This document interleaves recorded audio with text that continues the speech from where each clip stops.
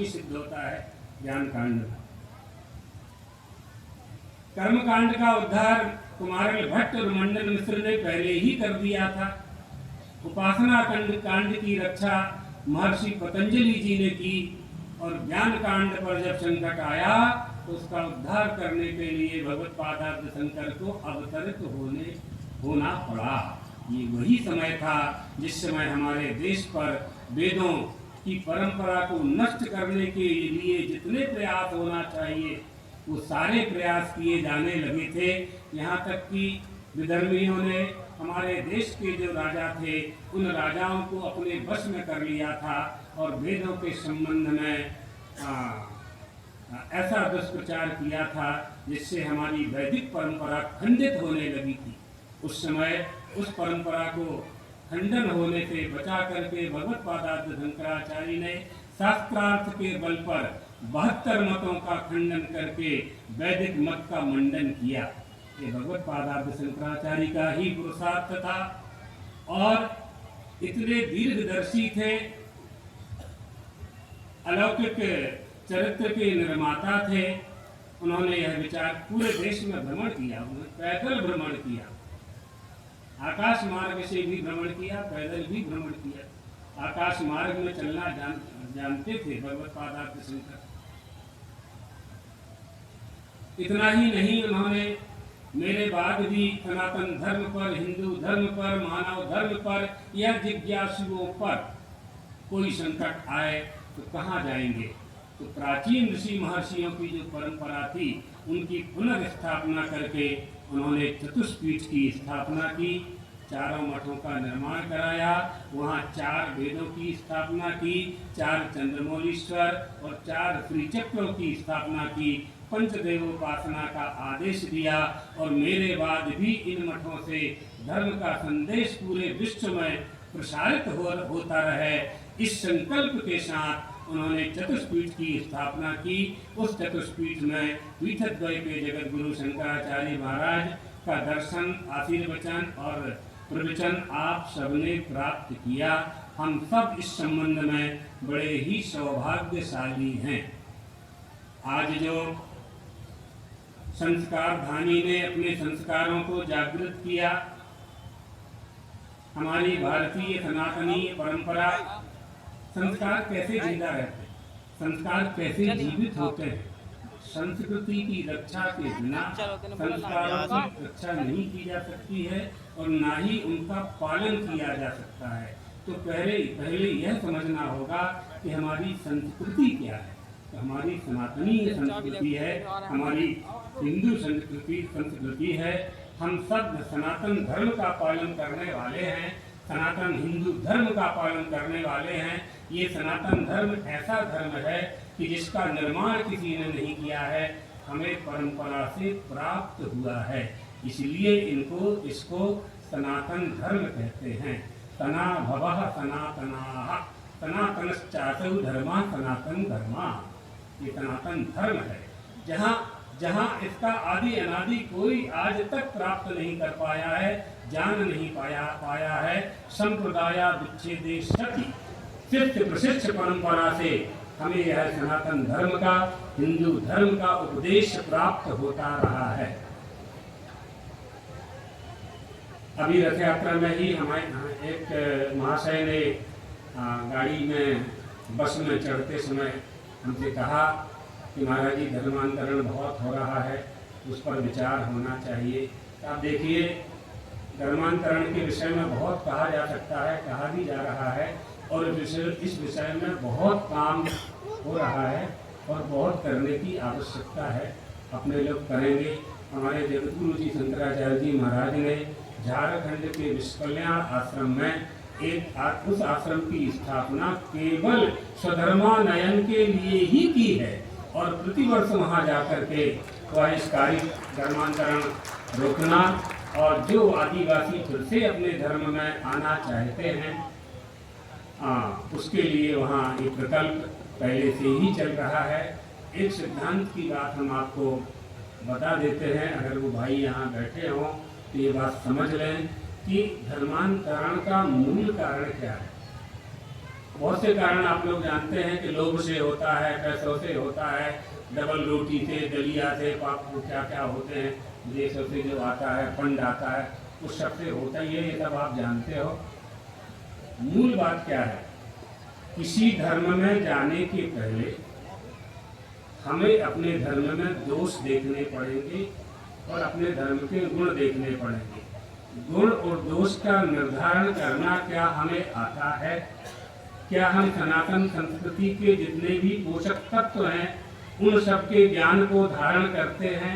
यदि हम धारण करते हैं तो हम धर्मांतरण कर ही नहीं सकते हैं, क्योंकि धर्मांतरण करने वाला पहले जिस धर्म में है उस धर्म के दोष देखेगा, जिस धर्म में जा रहा है उसके गुण देखेगा, तभी ना धर्मांतरण करेगा। जहां आप जा रहे हैं, जिस धर्म में जा रहे हैं, उस धर्म की क्या विशेषता है? ऐसी कौन सी वस्तु है जो आपको यहाँ नहीं मिली है और वहां मिलने वाली है? ऐसा कुछ नहीं है, ऐसा कुछ भी नहीं है। ये हमारे शासन की उदासीनता, अंग्रेजों के समय से लेकर के, मुगलों के समय से लेकर के और अभी तक की जितनी सरकारें रहीं, उन शासनाध्यक्षों की उदासीनता और जो धनाध्यक्ष हैं, धनी लोग हैं, उनके दान न करने की उदासीनता के कारण धन के बल पर ही ये धर्मांतरण गरीब क्षेत्रों में लोग करते हैं। आप कोई बता दें जबलपुर में रहने वाला महानुभाव कि कमानिया गेट पे कभी किसी ने धर्मांतरण किया है? कोई नहीं रिकॉर्ड मिलेगा आपको, कहीं नहीं किया है। क्या भोपाल के मध्य शहर में किसी ने धर्मांतरण किया है? किसी धनी मानी व्यक्तियों ने किसी ने धर्मांतरण किया है? नहीं किया है। ये दो कारण थे, एक कारण हमारे धर्म के प्रति द्वेष, हिंदू धर्म के प्रति द्वेष, और दूसरा कारण अभाव। जिस अभाव की पूर्ति यदि हम लोग नहीं कर पाए हैं, हम संदेश नहीं दे पाए हैं, या उनकी आर्थिक स्थिति को सुधार नहीं पाए हैं, या उनको धर्म ज्ञान नहीं है, यही मूल कारण है धर्मांतरण होने के, धर्मांतरण करने के। कहाँ धर्मांतरण हो रहा है? जंगलों में हो रहा है, आदिवासियों में हो रहा है, निर्बलों में हो रहा है, गरीबों में हो रहा है। आप कहेंगे कि नहीं अभी दिल्ली में बुद्धिमानों में हुआ है, उसका भी उत्तर हमारे पास है, लेकिन हम राजनीति की बात करना नहीं चाहते हैं, क्योंकि प्रत्येक राजनीतिक दल में हिंदू है। इसलिए धार्मिकता का पालन करने के लिए पार्टी दलगत नीति से ऊपर उठ करके फिर अगर हम हिंदू हैं तो हिंदू धर्म का पालन करने के लिए हर पार्टी में हिंदू है, हर पार्टी में हिंदू है, लेकिन अपने धर्म के पालन करने के लिए आचार्यों की सभा में धार्मिक क्षेत्र की यात्रा करने के लिए तो उसे पार्टी वाला नहीं, हिंदू वाला होकर ही जाना होता है। और यही प्रमाण है आज आपकी जबलपुर संस्कार नगरी का। सभी पार्टी के लोगों ने स्वागत किया, यही आपका संस्कार है। संस्कार धानी ने यही संस्कार दिया है, ये हमारी भारतीय सभ्यता है, ये यही हमारी संस्कृति है। इसकी रक्षा करना बहुत आवश्यक है, और जो आने वाली पीढ़ी है उसको संदेश इसी से मिलेगा। बुद्धता बोध कैसे होगा? महाजनो एन गतः सपंथा, इसको आप कैसे सिद्ध करेंगे? चलकर ही सिद्ध करेंगे, चलकर ही सिद्ध करेंगे। आपकी शिक्षा प्रणाली में धर्म की शिक्षा लुप्तप्राय है, इसलिए संस्कार देने का उत्तरदायित्व परिवार को है, माता पिता को है, गुरुओं को है, ब्राह्मणों को है, या जो पढ़े लिखे हैं उनको है, और आचार्य पीठों को। जितने भी आचार्य पीठ हैं, जितने भी संप्रदाय के संप्रदायाचार्य हैं, सबके ऊपर यह जिम्मेदारी है कि हमारी भारतीय संस्कृति की रक्षा के लिए हमारे जो नौजवान हैं, जो बालक हैं, जो बालिकाएं हैं, उनके गले के नीचे धर्म को कैसे उतारा जाए, ये काम करना पड़ेगा। अगर ये काम हम नहीं कर पाए तो बहुत बड़ी बड़ी समस्याएं उद्बुद्ध होने लगेंगी। इसलिए कोई रोग आए उसके लिए हम रोग प्रतिरोधक क्षमता धारण कर लें तो रोग आएगा ही नहीं। ये तदर्थ हमारी संस्कृति की रक्षा के लिए संस्कारों की रक्षा के लिए भगवत पादार्थ शंकराचार्य के आदर्शों को हम आगे रख करके भारतीय जो सनातन परंपरा है, परमात्मा श्री राम ने जो उपदेश दिया है, रामो विग्रहवान धर्मः, परमात्मा श्री राम साक्षात धर्म स्वरूप ही थे। परमात्मा श्री कृष्ण ने जो उपदेश दिया है, भगवती राजराजेश्वरी, त्रिपुर सुंदरी, नवदुर्गा, काली, तारा, सरस्वती, बगला, कमला, धूमावती, मातंगी, ये जो हमारी 10 महाविद्याएं हैं, 9 दुर्गाएं हैं, ये हमारी इनकी आराधना करने से ही हमारी संस्कृति की रक्षा होती है। धर्म हम है, आपका बालक भी धार्मिक है, केवल उसको जागृत करना होता है। आपका बालक सोकर के नहीं उठेगा ऐसा नहीं, बालक सोकर उठता ही है, रोज सो के उठता है, लेकिन अगर उसको 6 बजे स्कूल जाना है तो आपको 5 बजे उठाना पड़ेगा। इसी तरह से आप सबके अंदर धर्म है, धार्मिक बुद्धि है, धार्मिकता भरी हुई है, उसको जागृत करना होता है, निकालना होता है। दीपक जल रहा है, ढक्कन लगा हुआ है, बालक रो रहा है, अंधेरा हो गया है, माँ आती है, बेटा क्यों रो रहे हो, डर लग रहा है। क्यों डर लग रहा है? अंधकार है, तुमने ढक्कन क्यों नहीं उठाया? जैसे ही माँ ने ढक्कन उठाया, प्रकाश फैल गया, पूरा घर प्रकाशित हो गया, भय दूर चला गया। हिरण्मयेन पात्रेण शब्दस्योपीतम मुखम, ढक्कन लगा हुआ है, आच्छादित हो गया है। बस इस परिच्छिन्नता को दूर करना है, 2 में से एक को जानना है, तो एक को परिच्छिन्न करना पड़ेगा। जगत ईश्वर में से जगदीश्वर को जानना है, तो जगत को परिच्छिन्न करना ही होगा। इसलिए यह उपदेश हमें आचार्यों से प्राप्त होता है। हमारी भारतीय संस्कृति में 3 ही तत्व प्रधान हैं, संत, पंथ और ग्रंथ। ग्रंथ यानी जिसका जो धार्मिक ग्रंथ है वह, पंथ यानी मार्ग, महाजनों एन गतः सपंथा, हमारे कुलदेवी कुलदेवता, हमारे दादा दादी नाना नानी जिस परमात्मा की पूजा करते थे, हमें उसी की पूजा करनी चाहिए। संत, पंथ और ग्रंथ। ग्रंथ में भेद आए, संत में आपको गुरु आए। ये भारतीय संस्कृति की रक्षा के उपाय है। ये सरलता से हम इनको पा करके अपनी संस्कृति की रक्षा कर सकते हैं और हमारी जो पूर्वजों की धरोहर है उसको सुरक्षित रख सकते हैं।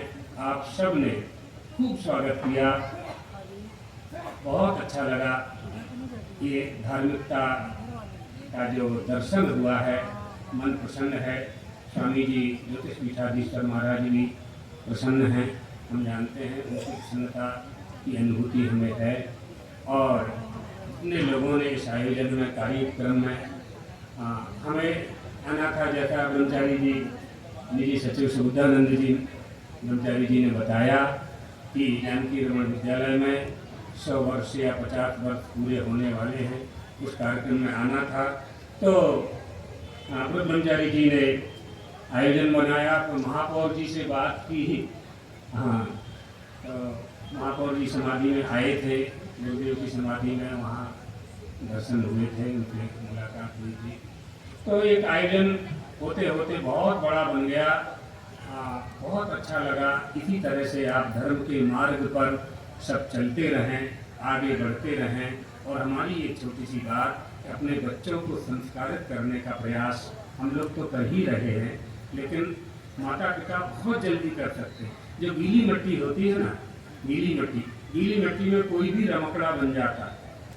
गीली मिट्टी में कोई भी खिलौना आप बना लोगे। कुंभकार गीली मिट्टी में कसोरा, उदंच, पात्र, परैया, तसला, घड़ा सब बना सकता है, लेकिन मिट्टी जब कड़ी हो जाती है तो फिर वो पात्रों का निर्माण कुंभकार भी नहीं कर पाता, खिलौना बनाने वाले लोग भी नहीं कर पाते। इसलिए प्रहलाद जी कहते हैं, कौमार आचरित प्राज्ञ, बाल्यावस्था में ही अच्छे संस्कार डाल देना चाहिए। रांगा पहले होता था, उसको चपड़ा कहते हैं, तो डाक चलती थी। तो हमारे आश्रम में पहली बार डाकघर खुला 40 साल पहले। डाकघर को कोई जगह नहीं थी, तो गुरुजी ने जगह दी। तो वो एक गरम सा होता है, उसको डाल करके उसमें सील लगाते, लेकिन जब वो कड़ा होता है तो फिर वो सील नहीं लगती है। आपके बच्चे जब बड़े हो जाएंगे और जब मोबाइल चलाने लगेंगे और टीवी देखने लगेंगे तो बच्चों का मन तो चंचल होता है, बड़ों का मन चंचल होता है, तो बच्चों की तो बात क्या है। तो फिर उनको धार्मिक बनाने में समय लगेगा। इसलिए जब उनका हृदय नरम है, निर्मल मन जन, उस निर्मल मन में ही परमात्मा की प्रतिष्ठा हम कर दें। इस मन मंदिर में ही परमात्मा को बिठा दें। दादा दादी, आप लोगों को याद होगा, बहुत पुराने लोग भी यहाँ बैठे हुए हैं कि दादा दादी मंदिर में, महादेव के मंदिर में लोटा लेकर के जल चढ़ाने जाते थे तो एक हाथ में लोटा था, एक हाथ में नाती उंगली पकड़ के चलता था। तो ये ऐसे संस्कार होते हैं, ऐसे संस्कार होते हैं।